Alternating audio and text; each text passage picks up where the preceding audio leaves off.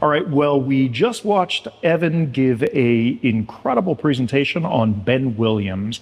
And when you see Evan next time at a show, ask him about the similarities between his family and the Williams family. And that's certainly worth the cost of a beer. So right now, we're going to catch up with Evan here in the lobby of the Tucson Fine Mineral Gallery. We're going to take a look at pieces from his private collection, from the Evan and Melissa Jones private collection that he has on exhibit here. And so let's start it off and let's go catch up with Evan. Yo, Evan, how you doing, brother? Good, Brian. Great to see you. Oh, that was an incredible presentation that you gave. Thank you. It was very information heavy in the front, but that information really gave the context of the importance that Ben Williams brought and everything that was happening in Bisbee, because Bisbee is such a huge, popular collecting spot worldwide. Yeah. And then some of the minerals that we saw there. Man, what a great presentation. Yeah, well, thank you. It was a really fun project doing the research. And you know, what people need to remember about Bisbee and the district is that mining was occurring there for 100+ years. And during that entire time, mineral collecting and specimen preservation was encouraged by the mining companies. And being so nice to hear. Yeah, and the ore deposits there were very specimen rich. So this combined together to result in so many wonderful specimens being available to this very day to collectors worldwide, even though the last mine in Bisbee shut down in 1975. Superb, superb.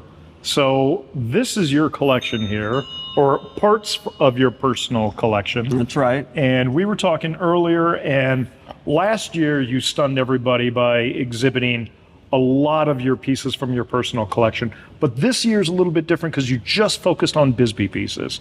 Right. Last year we brought some of my favorite specimens from various different locations in Arizona. This year I brought some of my favorites from the specifically from the Warren district, which is Bisbee, really. Okay.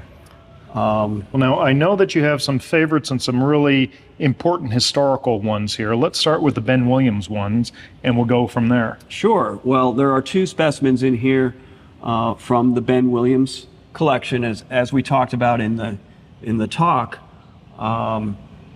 He was the first superintendent of the Copper Queen Mining Company, and he was there from 1880 to 1899.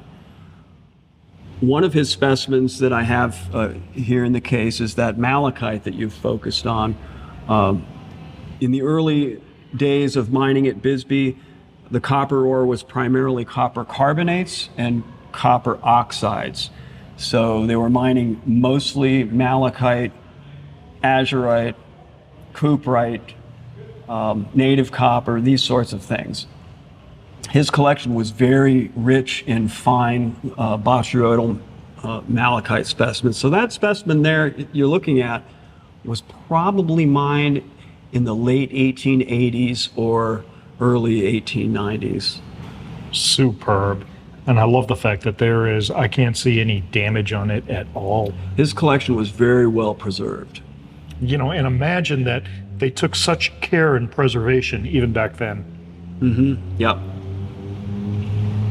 That is a fabulous piece. Now, how did you come to acquire that? Well, the fella that had acquired the entire Ben Williams collection allowed me to purchase a portion of it. So, okay. So and that was one that made that hit list for you? Yeah. Super. All right. I'm sure everybody's drooling over that. We got another really unusual one here. Tell us about this one.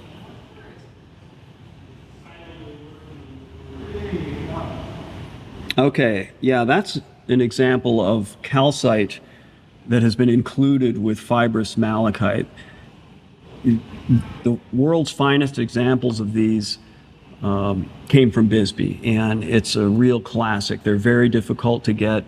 There weren't a lot of them preserved, and this is certainly a very fine one. I have to credit my father for acquiring this one back in the late 70s. He had gotten a call from a woman in Cottonwood, Arizona, which is about an hour and a half north of Phoenix. And she said her husband had passed away and she had his rock collection, and would he come up and take a look at it? Well, he did. And the bulk of the collection was lapidary material and cut and polished things, agates and things of that nature, and low quality minerals. So there wasn't a whole lot there my dad was too interested in. But then the woman said, "Oh, would you like to see my husband's favorite specimen? He kept it in a box under the bed." So she disappeared and went and got the box. Out she comes with a shoebox and opened the lid, and inside was this specimen. So my dad, needless to say, was a little shocked at the quality of the piece compared to the rest of the collection. So they made an agreement, and my dad purchased the piece. And there it is. That is such a neat piece. Fantastic. Now, was there another one from the Ben Williams collection? Yeah, right next to the calcite we were just talking about is a cuprite specimen.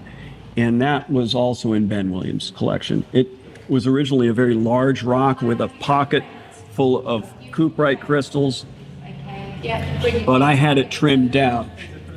It's one of the largest cuprite specimens that I am aware of from Bisbee. It's a good 6 inches across. That's just superb. So, again, just the quality of the specimens, the way that they were preserved, was just incredible. Yeah, being the superintendent of the mine, Ben was in a position to keep some of the best, and that's what he did. I know there are a few other things we want to focus on. What else here? Why don't we talk about that giant azurite rose?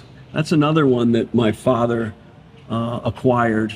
This one was in kind of it was a collection that just turned up out of nowhere back in Connecticut. And we don't really know the history of the collection, but an acquaintance of his back in Connecticut called him up and said, "Hey, I acquired these bushel baskets full of rocks, and would you be interested?" So my dad saw some of these things, and he couldn't believe his eyes. And this specimen is one of the pieces that was in this mystery collection. We don't know who owned it, but it was somebody of means because all the pieces were very high quality. So that's a very large and well-preserved azurite rose. These occurred in what's known as the Dividend Fault Zone that was mined periodically in the early part of the 20th century. It produced the vast majority of azurite rose specimens from Bisbee. So we may not have known who owns it, but we know who owns it now. That's correct. Fantastic. And it really couldn't be in better hands. Well, thank you. Okay, I'm going to come in close on this little guy here. Yeah, it's the smallest piece in the case, but possibly the most important, or at least mineralogically the most significant. That is a mineral called paramalaconite, which is an extremely rare copper oxide species. It was first found in Bisbee, which is the type locality, in 1890. Only 2 specimens were recovered, it is thought. And it was declared a new species in 1891. Well, they didn't find any more in Bisbee after that very first discovery. In 100 years, it was never found again. Paramalaconite, however, was discovered in 2 or 3 other places, once in 1962 in Michigan, then again in Mexico in 2009, and then again in Congo in 2018. And those are really the only localities that produce crystals of this super rare mineral. Okay. Well, I was lucky enough to acquire this specimen. It had been in a collection by a fellow by the name of George Vaux. Okay. And Vaux was a Philadelphia area collector. And he purchased this specimen from A.E. Foote, who was the preeminent mineral dealer on the East Coast, also based in Philadelphia. Foote is the one who acquired the paramalaconite in Bisbee in 1890. And so all the specimens from Bisbee that are known can be traced back to him. Well, Vaux donated his collection to Bryn Mawr College in 1957. Then in the 1970s, dealer Rock Currier was able to make a trade with the college and acquired a few pieces, including this specimen. It went through a couple more hands until I was able to acquire it in 2008. Well, I mean, the fact that it's clustered like this, you were saying earlier, is one of the few known clusters of them. Yeah, that's correct. So this is also the only decent specimen that's in private hands. The other ones are in institutions. Okay. There's one at the School of Mines In Paris. in Paris. Yeah, there's one at the Smithsonian, and the best one in the American Museum of Natural History. Superb. I know viewers would probably love you to focus on every single mineral in here and talk about it. Why don't we pick, maybe one more? Oh, it's a tough choice for Mr. Tough Jones choice. here. How about we focus in on this azurite with the large crystals from the Sacramento mine? That is one of the finest quality azurites from Bisbee. The Sacramento mine produced the best azurite crystals in the district, primarily in the early part of the 20th century, and this is just a really exceptional piece. This was in the collection of Dr. P.A. Foster in Los Angeles, and he had assembled a very fine collection in the first half to the mid part of the 20th century, and he had a fondness for Bisbee, apparently, because he had many great pieces. And this was in his collection. Very significant piece. Noted Bisbee expert Dick Graham saw it and said it's one of the finest he knows of. Wow, that's high praise. So that is just really an exceptional thing. Superb.